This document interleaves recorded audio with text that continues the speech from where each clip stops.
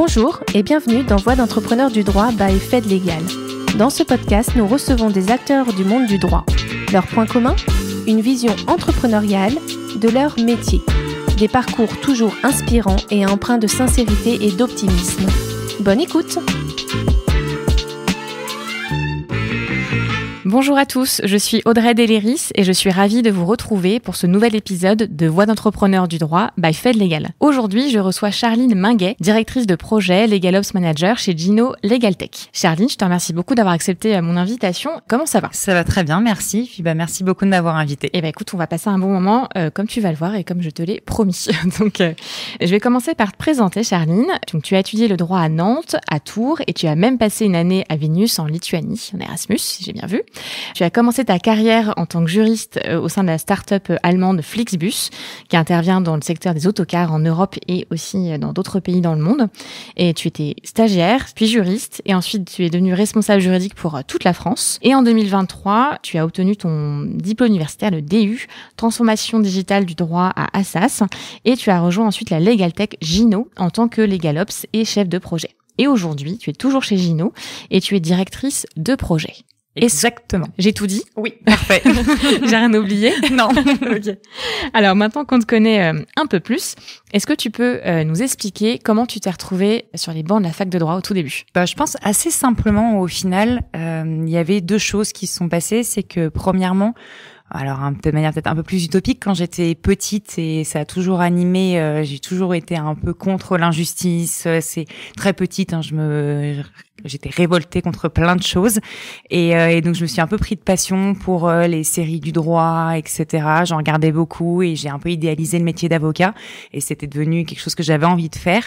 Et en plus, le droit, c'est quelque chose de très rassurant quand on fait des études de droit. C'est rassurant pour les parents, c'est rassurant pour les étudiants parce que ça ne ferme aucune porte et qu'au moment de choisir à 17-18 ans sa vie et qu'on sait pas du tout ce qu'on veut faire, la fac de droit, ça reste une option valorisante, rassurante et qui ne ferme pas de porte. Donc c'est un peu pour ça. Et en fait, j'ai fait même un double diplôme en droit et en langue. Donc on faisait des cours d'anglais, espagnol et de droit. Et en fait, l'anglais et l'espagnol c'était mes deux langues. Il y avait d'autres choix de langue. Étaient vraiment dédiés au juridique. Donc on faisait des cours de traduction juridique, de common law, etc. Donc ça me permet de me fermer encore moins de portes si j'avais envie de voyager, si j'avais envie de parler des langues, de faire du commerce international. Donc c'était un peu un choix aussi d'ouverture. D'accord. Et alors ta série préférée ? Suit, très classiquement. J'espérais que tu dises ça parce que nous aussi au bureau on a la photo même d'Harvey Specter, voilà, pour tout te dire, qui est accrochée juste derrière moi. Donc merci d'avoir expliqué donc les raisons pour lesquelles tu es devenue juriste et que tu as choisi la fac de droit. Et donc tu as commencé chez Flixbus. Est-ce que tu peux me dire ce qui te plaisait dans le fait d'évoluer dans une start-up ? Alors en fait, c'est quand j'ai commencé le droit, je me dirigeais plutôt vers le droit des personnes, les enfants, les personnes en difficulté, ce genre de choses. Et en fait, très vite, je me suis aperçue que c'est pas trop ce que je voulais faire dans le droit, qu'il y avait des limites, que bref, ça ne me plaisait plus. Et j'ai la chance d'avoir un papa qui est entrepreneur. S'il écoute ça et qu'il n'est pas entrepreneur, il va me tuer. Qui est entrepreneur, parce qu'il a pas monté sa société, mais il a récupéré une société qu'il dirige depuis des dizaines d'années maintenant. Et j'ai toujours été très inspirée par son parcours en tant que professionnel. Et du coup, le milieu business, le milieu des affaires me plaisait et m'attirait. Et donc, je me suis plus dirigée, moi, après, sur mes masters en droit des affaires internationales. Et donc, du coup, ça faisait sens d'aller dans une entreprise, dans une société. Et j'ai cherché sur Paris plusieurs types de sociétés. Je voulais une petite société pour pouvoir faire partie d'une aventure entrepreneuriale. Et donc, Flixbus m'a donné ma chance et c'est comme ça que je me suis retrouvée chez Flix. Pas du tout par amour de l'autocar ou du droit des transports, mais vraiment pour être dans une aventure et un développement de société. D'accord. Et t'as retrouvé ça quand t'étais juriste chez eux, justement, ce côté ouais, vraiment développement aussi. C'était déjà une grosse société parce que c'était déjà un énorme succès en Allemagne. Mais la France était un des premiers pays qui s'ouvrait. Moi, quand je suis arrivée, ils venaient de quitter les bureaux où ils étaient 5 personnes. On venait d'emménager à Levallois. On était un petit peu plus, mais on était une vingtaine. Quand j'ai quitté, je pense qu'ils étaient une 60aine à Paris, donc ça avait déjà bien évolué. Et on a construit de A à Z les process, on a construit l'équipe, puis il y avait vraiment une atmosphère de gagne d'entreprise, d'aventure entrepreneuriale où on félicitait les succès. C'était très start-up avec à l'image du baby-foot, etc. Mais en fait, Vraiment, c'était construction des équipes ensemble, des victoires. On célébrait toutes les victoires. On fêtait les 1 an, les 2 ans, les 3 ans de la société, le passage à tant de chiffres d'affaires. Et c'est hyper excitant, en fait, surtout quand on est jeune. En plus, tout le monde était très jeune, donc on faisait plein de soirées. Voilà. Mais c'était sympa d'arriver à Paris et de tomber dans une entreprise où tu te fais des amis, en fait, aussi. D'accord, ok. Donc, c'est vrai que oui, comme tu as étudié pas à Paris, du coup, à Nantes et à Tours. Je suis pas du tout parisienne. Voilà, t'es arrivée pour le travail. Ok. Et dans un environnement plutôt sympa. Aussi bien sur le côté pro que perso. C'est ça, parce que j'avais quelques amis qui avaient déjà migré à Paris, mais moi, tout mon entourage est à Nantes. Je suis nantaise avec tous mes amis et toute ma famille à Nantes, donc j'avais personne sur Paris, quoi. D'accord. Et ensuite, donc, voilà, t'as rejoint une Legal Tech, ce qui est encore différent. Qu'est-ce qui t'a attiré aussi dans ce type de structure? Alors, à la base, je savais pas du tout ce qu'était une Legal Tech. En fait, ce qui s'est passé, c'est que quand j'étais chez Flixbus, j'ai toujours été très curieuse, j'ai peur de l'ennui. C'est vraiment, je pense, ma plus grosse angoisse, c'est de m'ennuyer et la routine. Et donc, du coup, je passais pas mal de petites formations en ligne, de MOOC, etc. Et j'ai commencé à voir qu'il y avait plein de choses sur le droit des nouvelles technologies, les legal tech, de digitaliser, sauf que je ne comprenais rien de tout ça. Et j'avais, 27 ans. Et j'étais hyper perturbée par le fait de ne pas comprendre des choses à 27 ans. Et je me suis dit, mais à 50 ans, tu vas être perdu. Enfin, si à 27 ans, tu te sens déjà dépassé par des sujets. Et donc, du coup, ça a un peu commencé à me stresser, en quelque sorte. Et je me suis renseignée sur les différents diplômes qu'ils pouvaient avoir. J'ai atterri à Assas, dans le DU Transformation digitale du droit et Legal Tech de Bruno Defin et Stéphane Dallaire, qui a un super diplôme au passage, que je conseille à tout le monde de faire. En fait, c'était super parce que ça mixe à la fois des formations initiales et des formations continues, en plus des formations d'ingénieurs et des formations de juristes. Donc tu te retrouves en fait dans un environnement hyper mixte, avec beaucoup de cultures et de parcours professionnels différents. Tu côtoies des gens qui ont déjà une vie de famille, qui ont déjà eu 3 vies professionnelles. Tu côtoies des étudiants qui n'ont pas travaillé encore et qui ont du coup un peu cette fougue de la jeunesse. Et du coup, c'est vraiment top. Et en plus, t'as une aventure entrepreneuriale dans le diplôme. C'est-à-dire que toute la première partie, t'as des cours, tu rencontres tous les entrepreneurs du droit de la Legal Tech. Donc, j'ai vu vraiment une trentaine d'entrepreneurs du droit dans la Legal Tech. J'ai vu plein de Legal Tech différentes. Du coup, j'ai appris ce que c'était, ce que chacune faisait. Donc ça, c'est vraiment super pour connaître le marché du droit de la Legal Tech parisien. Et en plus, à côté de ça, tu montes de manière fictive ou pas une société et un projet de Legal Tech. Donc, t'as vraiment ces 2 pans sur le diplôme. Et donc, pendant le diplôme, j'ai rencontré plein de responsables, de directeurs, de fondateurs de Legal Tech, et notamment Cyril de Villeneuve, qui à l'époque travaillait déjà chez Gino. Il travaille toujours comme consultant externe chez Gino, mais à l'époque, il était en interne chez Gino. Il nous a présenté sa solution et on s'est vu à différents événements, salons, etc. Et du coup, à un moment donné, il m'a proposé de rejoindre l'aventure Gino. Sur le coup, j'étais pas disposée, moi, j'avais pas fini mon aventure chez Flixbus, donc j'ai décliné, mais c'est resté un peu dans un coin de ma tête de me dire, ah ok, mon profil peut intéresser la Legal Tech. Donc moi, j'ai continué ma petite aventure chez Flixbus, et quand j'ai un peu fait le tour et que j'avais envie de voir autre chose au bout de 6 ans, c'est posé un vrai choix, en fait. Je me suis vraiment posé la question de me dire, ok, est-ce que tu suis le parcours normal, c'est-à-dire tu vas dans une direction juridique plus grosse, ou alors tu construis une direction juridique de A à Z, un peu comme tu as fait chez Flixbus, mais avec un nouveau challenge. Est-ce que tu essayes de devenir directrice juridique, parce que j'avais que le poste de responsable juridique, j'avais un directeur au-dessus de moi chez Flix. Et ça, c'était un peu le chemin de le parcours classique VS. Ok, est-ce que je vais en Legal Tech? Mais en Legal Tech, on fait pas un travail de juriste à proprement parler. On est dans le milieu du droit, mais on a des tâches qui sont très différentes. J'ai eu beaucoup de conversations avec ma famille, avec mes amis, etc. Et j'ai décidé de me lancer. Donc, j'ai atterri chez Gino. En tant que chef de projet, donc. En tant qu'à l'origine du poste, c'est vrai que je crois que je l'ai même pas mis sur LinkedIn ou quoi que ce soit, c'était pour répondre aux appels d'offres. D'accord. J'avais été embauchée pour essentiellement répondre aux appels d'offres et faire aussi toute une partie juriste. Donc, je devais négocier les contrats, je devais les rédiger, je devais les renouveler, je devais rester en gestion des contrats de Flixbus, de Gino, et en même temps faire toute la partie réponse aux appels d'offres. D'accord. Et en fait, ça a duré 2 mois, je pense. Et start-up, très changeant, beaucoup de choses à faire, beaucoup de missions. Et en fait, on s'est rendu compte qu'il fallait faire plein de choses très différentes et que le poste ne voulait pas dire grand-chose au moment. Il y a eu pas mal de départs de chefs de projet qui étaient plus expérimentés quand je suis arrivée. Il y a eu pas mal de nouvelles personnes qui sont arrivées qui étaient plus jeunes qu'il fallait former. Et donc, du coup, naturellement, on s'est dit, je vais me mettre à manager l'équipe des chefs de projet, je vais recruter, je vais faire en sorte que y ait une équipe, on va les former. Et donc, du coup, je suis devenue directrice projet chez Gino et je manage l'équipe des chefs de projet. D'accord. Qui sont juristes, je crois? Toutes de formation juridique. Ça, pour le coup, c'est quelque chose de très important pour nous.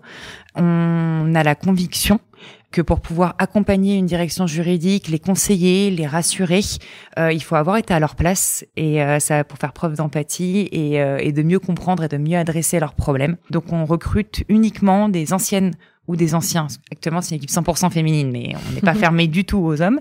Donc, des anciennes ou des anciens juristes qui veulent avoir un métier de chefferie de projet et qui veulent un peu exercer d'autres fonctions. D'accord. Ok. Et je me permets de rebondir sur ce que tu as dit juste avant, qui m'interroge. Tu as dit, voilà, là, c'est une legal tech, chez qui tu es aujourd'hui. Et tu as dit le mot, c'est une start-up. Est-ce qu'une legal tech, c'est forcément une start-up? Non. Non, non, okay. non, pas du tout. Okay. Je pense que pour aujourd'hui, ceux qui connaissent pas justement l'écosystème, c'est pas mal. Aujourd'hui, si tu prends une société comme Didi Trust, qui pour moi est une legal tech. Après, je ne sais pas quelle est leur culture d'entreprise. C'est qu'ils ont une culture d'entreprise start-up, mais c'était quand même une grosse société déjà. Donc je pense pas que eux, pour le coup, aient vraiment ce côté plus start-up en interne. Parce que pour moi, il faut distinguer, et ça m'est arrivé chez Flixbus aussi, quand c'était plus gros, ils s'appelaient toujours start-up, mais c'était plus des start-up. Je pense qu'il faut distinguer la culture d'entreprise start-up, que tu peux avoir, à mon avis, à n'importe quelle taille de société, et le fait d'être vraiment une start-up, une scale-up, au sens entreprise et développement de la société. Et c'est quoi alors la culture start-up selon toi? La culture start-up, je pense que c'est un management très horizontal.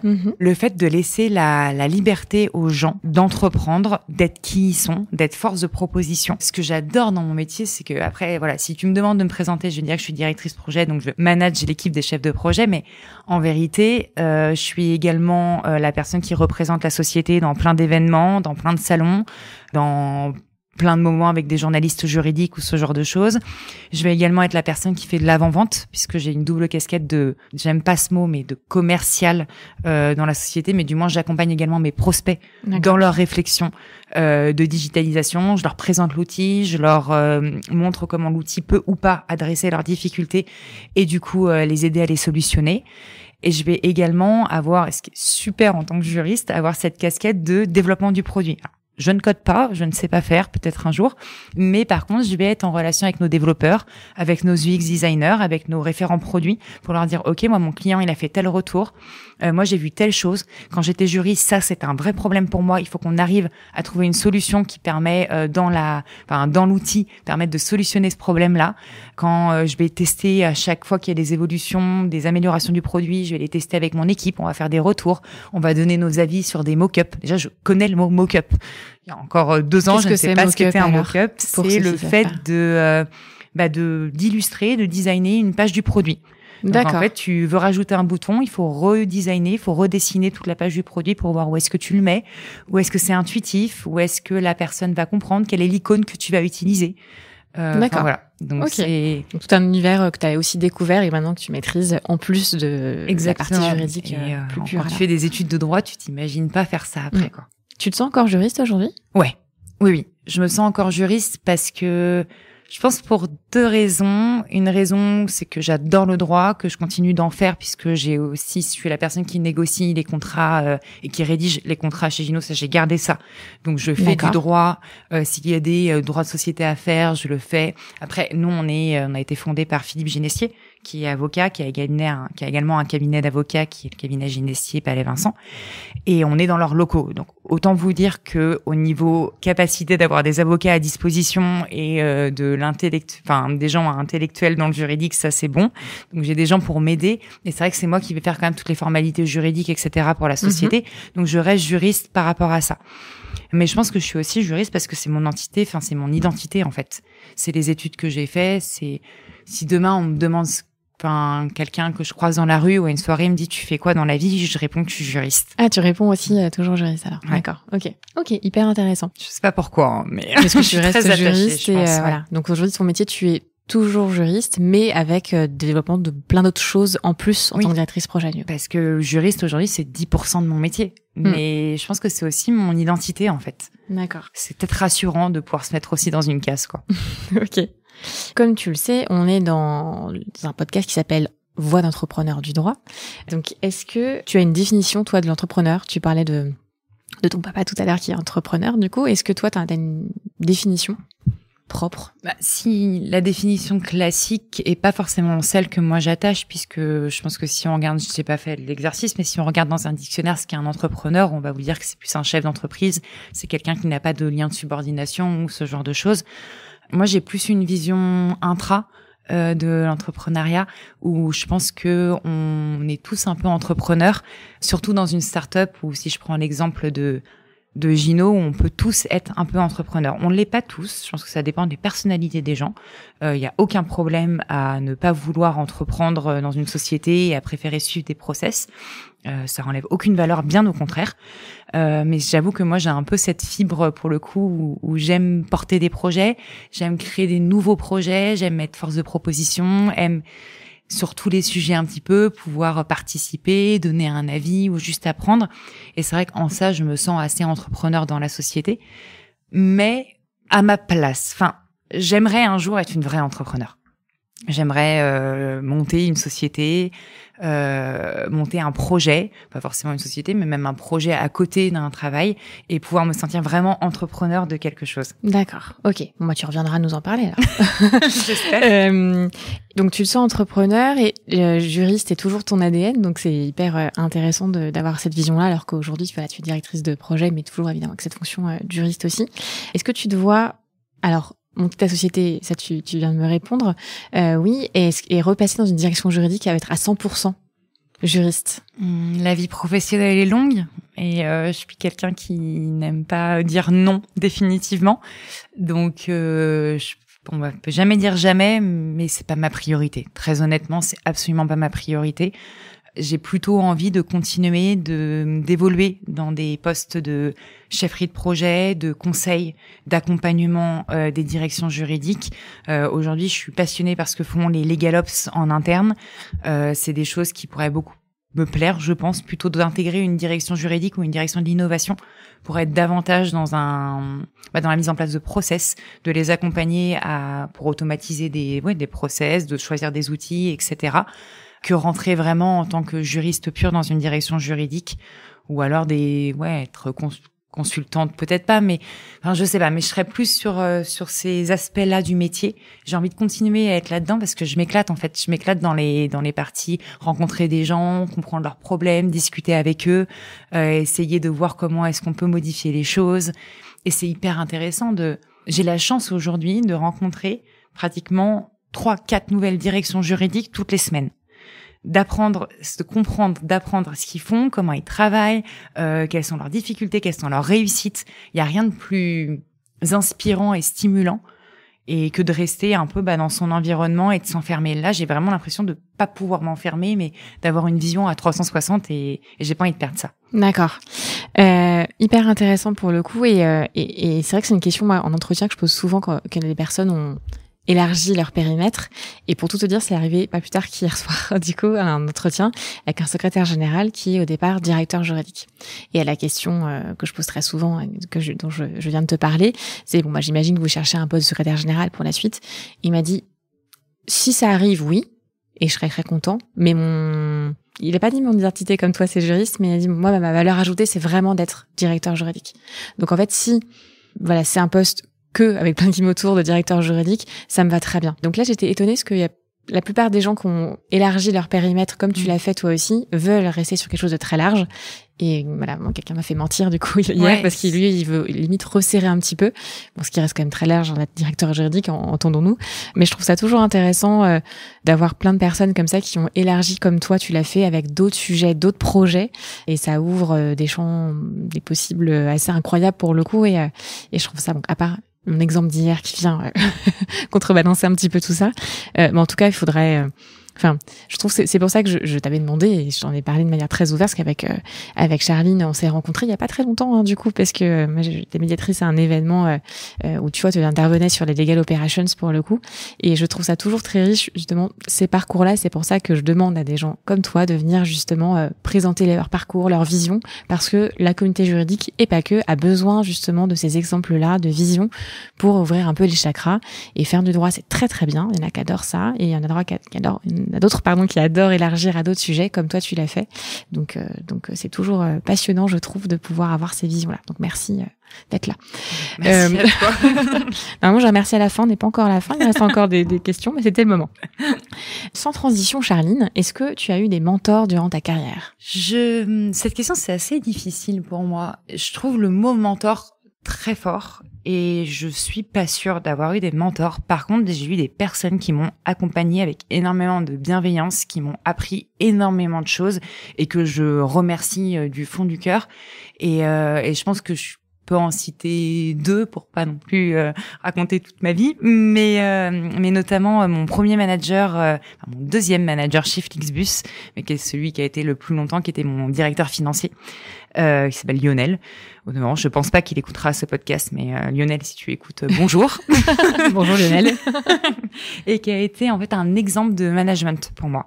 J'avais toujours eu alors j'avais pas eu beaucoup d'expérience de management, mais j'avais des expériences de management assez pas toxiques, mais pas extraordinaire. Je pense que je suis pour leur défense, je pense que je suis une personne qui est pas facile à manager pour plein de raisons qui sont propres à ma personnalité, et j'ai aucun problème avec l'autorité, mais je pense que je suis pas facile à manager. Et lui a su le faire avec énormément de respect pour qui je suis. Et il m'a appris énormément de choses sur le management que j'essaye d'appliquer à ma toute petite échelle, et je pense que j'ai pas son niveau, mais avec mon équipe aujourd'hui. Et j'ai adoré avoir cet exemple de management, parce que aujourd'hui, il y a plein de managers qu'on met manager, moi la première, sans aucune formation. Ça peut être très dangereux, en fait, parce que surtout que moi, je manage des gens qui sont assez jeunes. Bon, un peu moins aujourd'hui, ils ont vieilli comme tout le monde, mais qui sont quand même assez jeunes. Et je me dis que ça peut être très traumatisant si on est mal managé au début. Ça peut nous donner un dégoût de la vie professionnelle qui est franchement dommage. Et c'est une grosse responsabilité, et on n'est pas formé pour ça. Donc j'essaye de m'inspirer un peu de ce qu'il a fait lui avec moi, et le respect qu'il avait de qui j'étais, la confiance qu'il m'accordait, tout en m'encadrant. Donc merci pour ça, parce qu'il m'a appris beaucoup. Et l'autre personne que je voudrais citer, et qui a peut-être plus de chances d'écouter le podcast, c'est Stéphane Baller, évidemment, qui moi m'a apporté et m'apporte encore au quotidien beaucoup. Il m'a fait confiance sur plein de sujets. Déjà, il m'a permis d'intégrer son DU. C'était déjà une première preuve de confiance, juste sur un CV, une lettre de motivation. Et après, il m'a fait confiance, que ce soit avec des projets que j'ai pu mener en interne, me présentant à des gens, et surtout en me faisant intégrer le comité d'administration de son association qui s'appelle Droit comme un H, qui aujourd'hui fonctionne super bien, qui est une super association qui aide les jeunes en situation de handicap en leur trouvant des stages, des alternances, voire même des futurs emplois, en mettant en relation en fait des employeurs dans le droit avec ces jeunes-là qui sont pleins de talent. Donc d'ailleurs, si vous écoutez et que vous êtes à la recherche, contactez Stéphane Valère ou via notre site web, donc Droit comme un H, mais vraiment c'est une super association. Et c'est une personne qui connaît énormément de monde, qui est extrêmement généreux, et qui met en relation, et qui compte pas ses efforts pour faire que ce monde du droit, de la legal tech soit une réussite pour tout le monde. Donc voilà. Donc merci à lui. Très bien. Les deux personnes sont remerciées du coup, et on vous salue tous les deux, Lionel et Stéphane du coup. Là, tu as parlé des personnes qui t'ont beaucoup inspiré et qui t'ont beaucoup appris aussi. Est-ce qu'il y a d'autres sources d'inspiration que tu as dans le pro, dans le perso, des choses que tu voudrais nous partager? Dans le pro, ça va être essentiellement les gens que je rencontre. Je pense un peu comme toi, ça va être les gens que je rencontre au quotidien. On est entouré de... Moi, je suis très inspirée par les femmes qui font beaucoup, qui prennent beaucoup de risques, qui arrivent à mener de front une vie personnelle, familiale ou pas d'ailleurs, mais une vie personnelle avec des projets personnels, et une vie professionnelle, qui n'ont pas peur, qui entreprennent, qui mènent plusieurs projets. Comme toi, hein, t'es un exemple parfait de ça, où tu mènes beaucoup de projets différents, t'as pas peur, tu t'y vas. Moi, ça m'impressionne toujours, parce qu'on est Je trouve qu'on se limite beaucoup dans la vie. On se dit, ok, moi j'ai fait des études de droit, je dois faire ça. Ensuite, la direction, c'est ça. Il faut que à 30 ans, j'ai rencontré quelqu'un. Il faut que j'ai une famille, il faut machin. Mais en fait, la vie, c'est pas ça. C'est juste de vivre. Et ce qui m'inspire, c'est les parcours de vie des gens que je rencontre. Beaucoup. Et après, je suis très inspirée aussi par les parcours de vie des sportifs. Très honnêtement, je fais beaucoup de sport. Moi, à côté, j'aime beaucoup le sport. J'en ai tout le temps fait depuis toute petite. Tu fais quoi comme sport, si je peux te demander? Quand j'étais petite, j'ai fait beaucoup de basket. D'accord. Je fais beaucoup de basket à haut niveau. J'aimais beaucoup les sports collectifs. Aujourd'hui, je fais malheureusement plus de basket parce que ça me prend trop de temps d'être avec une équipe, les matchs, etc. Donc, je fais du sport en salle. Je fais fitness et je fais du cardio, je cours, etc. Mais j'aime le sport. En fait, j'aime le dépassement de soi en règle générale. Et je trouve que les parcours des sportifs sont très impressionnants.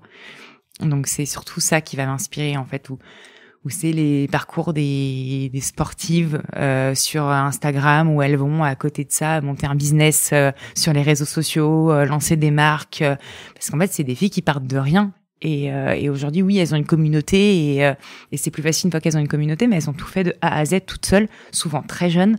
Et je trouve ça assez impressionnant quand même. Et t'en as du coup qui t'inspirent plus que d'autres, du coup, des sportifs ou sportives dont t'aimerais? J'aurais pas d'exemple de nom à te donner. Là, je suis très mauvaise pour retenir les noms des gens aussi. Ça, c'est un vrai problème. Je m'intéresse à ce qu'ils font, je vois leur tête, mais donner les prénoms, je ne sais pas faire. Mais je sais que là, on a eu beaucoup de parcours de sportifs avec les Jeux Olympiques et les Paralympiques. On a quand même été baignés là-dedans tout l'été. Et c'est vrai que particulièrement pendant les Paralympiques, on a vraiment eu des parcours inspirants. Mais j'ai malheureusement pas de nom à donner. C'est pas grave. Est-ce que tu as une citation qui te guide au quotidien, un mantra, quelque chose qui te guide? Alors, j'ai pas une citation à proprement parler, je pourrais pas te dire comme a dit telle personne, mais je pense que ce qui me guide au quotidien, c'est que parler, c'est bien, mais moi je ne crois que les actes. Et c'est vrai que ça, je l'applique j'essaye, avec difficulté, de l'appliquer avec mon entourage. Les paroles, c'est bien, mais on prouve les choses par les actes. Mais je me l'applique surtout à moi-même. D'accord. Je me l'applique surtout à moi-même, où les grands discours, tout ça, c'est pas ma façon de processer. Je fais. Et j'essaye de faire pour prouver que je suis avec les gens, que je sais faire, que je peux faire. Donc, j'essaye surtout d'agir. Ok. Merci. Et si tu n'étais pas devenue juriste ou directrice de projet en Legal Tech, est-ce qu'il y a un métier qui t'aurait passionné, quel était ton rêve d'enfant? Mon rêve d'enfant, et c'est parti des métiers un peu bizarres des enfants d'ailleurs, c'était d'être vétérinaire spécialisé dans la marine pour les dauphins et en Floride. Donc, d'accord, très spécifique. Okay. Je pense que j'aimais bien les États-Unis à travers les dessins animés, les séries qu'on peut regarder quand on est enfant et l'image qu'on se fait des États-Unis. Après, on a une image qui peut évoluer en grandissant, c'était mon cas, mais bon, voilà. Et après, j'étais fan de dauphins. J'avais un énorme puzzle de dauphins parce que mon papy faisait beaucoup de puzzles et du coup, il fait un énorme puzzle en forme de dauphin. J'avais des affiches de dauphins, des peluches de dauphins partout. Donc voilà, je pense que c'était ça. Et autrement, j'ai aussi pendant très longtemps voulu être journaliste. Quand j'étais petite, je rédigeais des petits textes. Je regardais des reportages et je rédigeais des textes que je faisais lire à ma maman. Je suis pas sûre du niveau. Mais c'est quelque chose qui m'aurait plu, je pense aussi, d'être journaliste. Ok. Donc, ou journaliste spécialisé sur les animaux, les dauphins, peut-être. Non, je pense qu'il en existe. Non. Très honnêtement, je me voyais plus grande reporter de guerre. Autre chose du coup. Voilà, mais surtout que je peux pas du tout être vétérinaire. J'ai extrêmement peur du sang. Donc aujourd'hui, je vois du sang, je m'évanouis. Donc vraiment, c'est très drôle que tu parles de ça parce que j'ai reçu Florence Bigot, qui est secrétaire générale d'Expléo, qui elle aussi voulait être vétérinaire. Alors pas spécialisée dans les dauphins, en tout cas elle n'a pas précisé. Elle n'est pas devenue, en tout cas la raison qu'elle m'a donnée pour laquelle elle n'est pas devenue, c'est parce qu'elle a peur du sang. La même chose. Donc je me permets de citer. Du coup, oui, voilà. Donc, je le savais pas à l'époque, mais aujourd'hui je me coupe, je tombe dans les pommes. Donc d'accord, ok. Ça va être compliqué de faire un métier lié au corps humain ou au corps tout court d'un être vivant. Donc d'accord, ok. Bon, et la communauté en tout cas des vétérinaires a perdu donc 2 personnes avec Florence et toi, mais a gagné, la communauté juridique a gagné 2 personnes, très bien. Donc on est très contents du coup.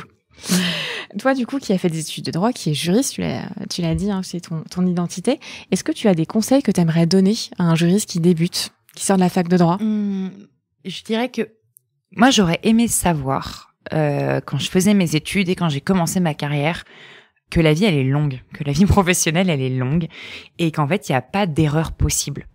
Et que, surtout quand on sort avec un master de droit, globalement, on peut faire plein de choses, on peut se retourner, on a notre formation qui est toujours présente. Et j'ai pris, mais après, je pense que c'est aussi ma personnalité qui a fait ça, mais j'ai pris très à cœur beaucoup de décisions.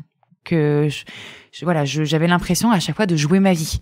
J'ai l'impression de jouer ma vie en choisissant un stage. Ah, mais si je vais pas dans un cabinet, si je vais dans une entreprise, qu'est-ce qu'on va penser de moi? Est-ce que je dois passer ou pas le CRFPA? Et si je le passe, mais que je veux pas être avocate, quelle image ça donne de moi? Je me posais 1001 questions. Donc, en plus, pas de réponse unique. Ça dépend vraiment des personnes qu'on côtoie, du parcours qu'on va avoir. Et en fait, j'aurais aimé que quelqu'un me dise, calme-toi, ça va bien se passer. Et en fait, peu importe ce que tu fais, peu importe les décisions que tu prends, va là où tu as envie d'aller, là où tu sens qu'il faut aller à l'instant T de ta vie. Et il y a rien de définitif, il y a rien de fatidique. Et en fait, tu vas juste pouvoir te retourner, faire autre chose. C'est pas parce que tu vas chez Flixbus que tu vas devoir faire du droit du transport toute ta vie et aller bosser dans les autocars toute ta vie. C'est pas parce que je suis en legal tech aujourd'hui que je pourrais pas être à nouveau juriste plus tard, ou je pourrais pas devenir, j'en sais rien moi, commercial, chef d'entreprise, vétérinaire, non. Voilà. En fait, j'aurais aimé qu'on me dise que c'est ok, qu'il y a pas de mauvaise décision.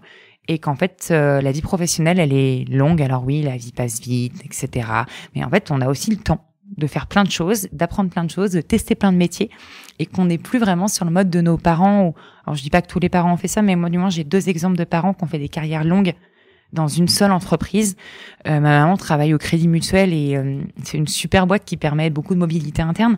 Donc elle a fait énormément de tafs différents. Aujourd'hui elle est RH alors qu'elle a commencé en conseillère de banque. Enfin, vraiment, elle a fait plein de métiers différents, mais toujours dans une société. Donc ça donne aussi l'impression de changer, d'avoir des projets qui changent. Mais en même temps, d'une carrière longue, oui, dans une société, de pas de prise de risque. Enfin, je dis pas qu'elle a pas pris de risque, elle a dû prendre plein de risques, mais c'est juste que ça donne l'impression aussi d'une stabilité. Et puis, pour le coup, mon père, il a été, chef d'entreprise pendant toute sa vie dans la même société. Donc, il l'a développé, il a pris des risques, mais toujours au sein de la même société. Et j'avais l'impression que si je prenais une décision, c'était une décision pour les 40 prochaines années. Et en fait, je me suis rendu compte que pas du tout. Et j'aurais aimé le savoir plus tôt, je pense. D'accord. Donc conseil en tout cas, s'écouter, aller là où on a envie d'aller, se faire confiance et s'il y a des erreurs possibles, en fait non, il y en a pas. Selon toi en tout cas. Si, bien sûr, j'imagine qu'on peut faire plein d'erreurs, on apprend, il y a rien d'immuable. OK. Et on peut aussi monter une société, on peut rater. Au sens positif du terme, parce qu'on a appris plein de trucs, et on peut faire autre chose derrière, et il y a rien de, en fait, on peut faire plein de choses. Ok, merci pour ce beau message. Est-ce que tu aurais un dernier mot, Charline? J'en ai aucune idée d'un dernier mot. Alors, est-ce que tu as passé un bon moment? J'ai passé un très bon moment. Ok. Je suis heureuse d'avoir fait ça avec toi. Merci de m'avoir mis autant en confiance et à l'aise. Et non, c'était un chouette moment de pouvoir aussi, rien que pour moi, en fait, faire un point un peu sur, me poser, de faire un flashback sur ce que j'ai fait ces dernières années, parce que c'est vrai qu'on a souvent la tête dans le guidon et qu'on prend rarement le temps de la lever pour regarder ce qu'on a accompli au quotidien, avec les toutes petites choses, en fait, qu'on peut accomplir au quotidien. Donc c'est chouette d'avoir l'opportunité de se poser et d'en parler. Et merci Charline, en tout cas, pour ton temps, ta passion et ton enthousiasme pour le coup, et c'est justement pour ça que moi j'adore faire ce podcast. Donc merci à tous de nous écouter, parce que ça sert à ça aussi, du coup, d'avoir des parcours inspirants comme le tien. Donc merci vraiment Charline d'avoir pris le temps, et merci à vous tous de nous avoir écoutés, et je vous dis à très bientôt dans un nouvel épisode de Voix d'entrepreneur du droit. Merci pour votre écoute. Nous espérons que ce temps de partage vous a plu. Abonnez-vous pour plus d'histoires professionnelles et de témoignages enrichissants. Suivez-nous sur LinkedIn et retrouvez nos offres d'emploi sur notre site carrière fed-group.fr.